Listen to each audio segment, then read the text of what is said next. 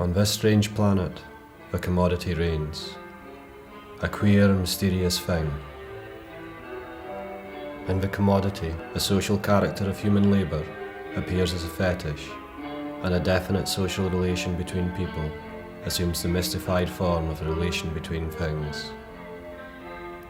Separated from the control of the producer, the commodity ceases to be ruled over by human beings, acquiring a ghostly objectivity and leading a life of its own, a social hieroglyphic masking the uneven character of labour.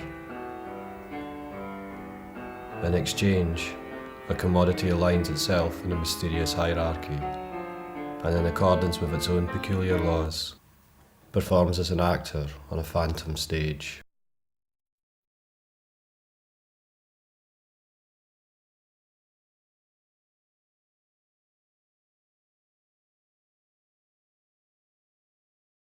The shameless commodification of everything is the essential hallmark of this rented world. Urban development is a mode of appropriation of a natural and human environment by capitalism, which, true to its inner logic of domination, attempts to refashion the totality of space into its own peculiar decor. A non-economy of appearances. Will Alsop's design for the public furnishes the infantile intoxication required for the disavowal of material reality. Meanwhile, the world of the human is ever more circumscribed, and the real fall of public man is replaced with pseudo-public eventology. In the big society, a host of extras are drafted in on a wave of voluntarism for work without wages and the spectacle of participation in a choice already made.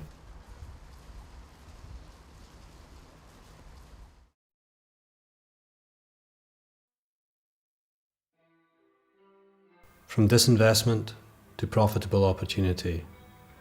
The rent gap is the gap between actual ground rent and the ground rent possible under conditions of reinvestment. Devaluation, with all its negative social effects, makes revaluation both possible and profitable. Disinvestment and urban decay in urban areas are a strictly logical, rational outcome of land and housing markets, the result of identifiable private and public decisions. The role of the public, beyond boosterous imagineering, is to pump prime the local area for reinvestment, a massively subsidised creativity fix for an ailing property market. But West Bromwich is neither Shoreditch nor Manhattan. Here, the arts-led property strategy leads in another direction. Tescopoly.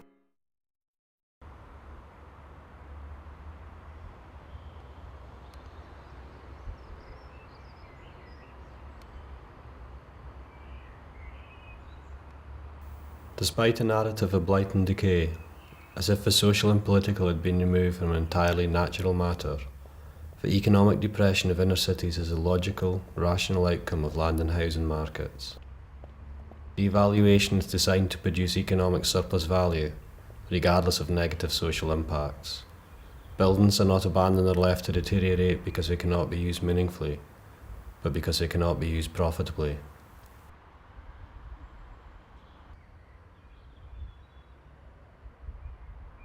Low prices in land and rent are central to a developer's ambitions. Capital's restless search for profits requires constant renewal through cycles of destruction, devaluing the old and making way for the new. Exchange value must always trump use value.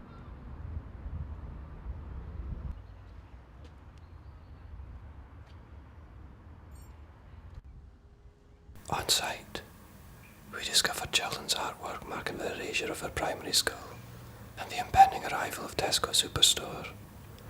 The naive drawing severs the fantasy of communitarianism in the regeneration project, projecting the cultural capital of prepubescence as substitute for urban erasure and displacement.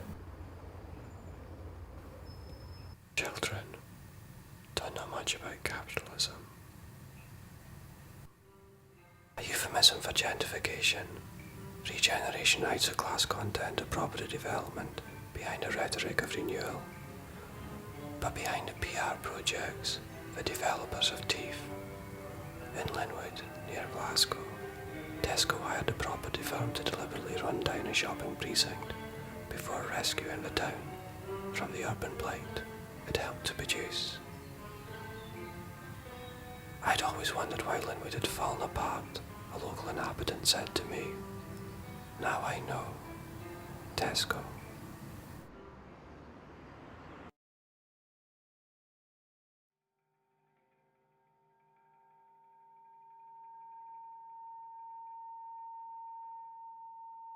Slowly, production gives way to circulation, and the crisis of regional development is replaced by a fictive economy of appearances, built on debt and disavowal.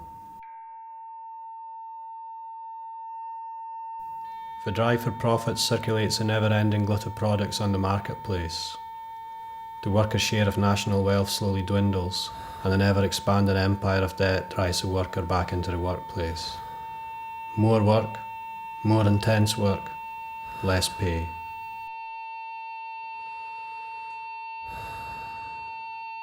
Accumulated labour power, dead labour stored in machines, devours living labour in a drive for production and consumption that never ceases.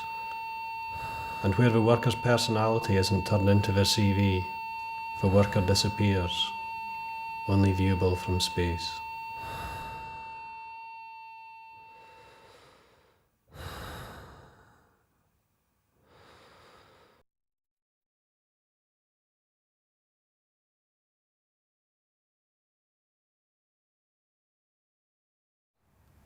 If autogeddon were ever to occur, it might be here in the heart of England, where the M5 meets the M6.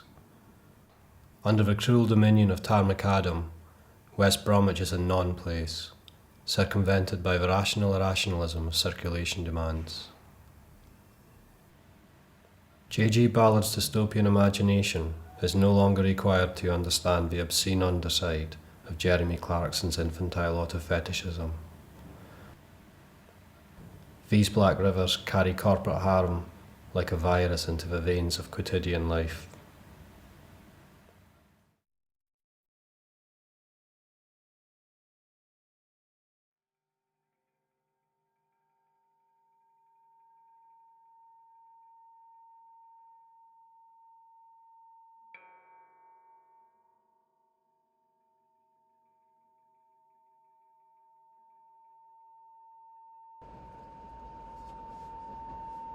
Space is the privileged instrument of capital. The survival of capitalism no longer depends on production in space, but instead on the production of space itself, in and through the process of capitalist development.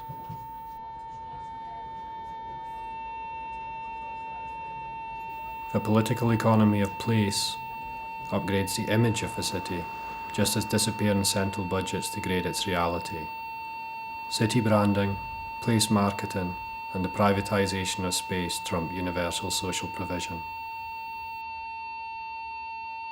But the potency of interurban competition merely operates as an external coercive power, bringing cities closer into line with the discipline and logic of capitalist development. The provision of a good business climate.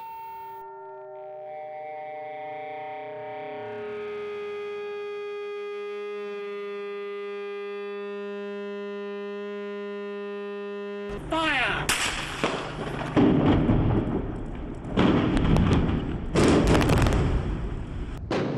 Erase the traces, said the militant modernists, building utopia from bourgeois ruins. But the cry has been superseded of late by the capitalist drive for creative destruction. The link between speculative finance and an urban rentier economy is now more explicit than ever, and demolition provides the necessary, if not sufficient, condition for a capitalist appropriation of space. The tyranny of rent requires the destruction of all collective social means, and the reification of private property as a new moral order. Regeneration, masking displacement, class bias and the transfer of assets to private concerns, represents the destroyers as saviours and erases the past for a pseudo-public under market command.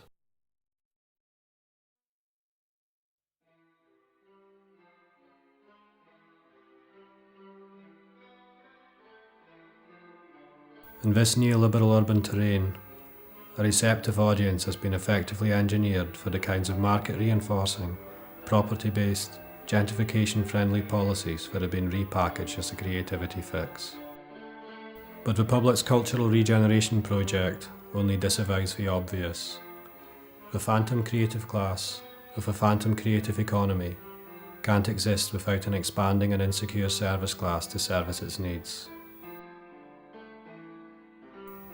The public marks a weak emulation of losing formulas, an index of collapsing social relations, reified as arch-urban commodity, but this time as empty, pure space, a lost leader in a zero-sum game.